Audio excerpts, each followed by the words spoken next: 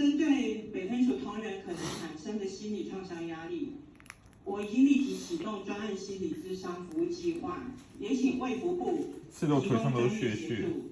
同时，我也要求人事处需提供北分署同仁可以透过线上即时专业咨询师的服务。劳动力发展署北基宜花金马分署10月初发生职员轻生的悲剧，目前劳动部已经展开调查，还有新的办公室引导再度爆出，证实工作环境相当不友善。太近，肩膀上的碎屑。上面给我按赞，或者好棒棒都不要，基本的网络礼仪不懂吗？这不就是一个公事送达、一个熟悉的概念吗？对着下属大声指责不懂礼貌，就因为长官传的讯息没有马上回复。可是就连假日也要求24小时待命，让同仁完全不敢放松。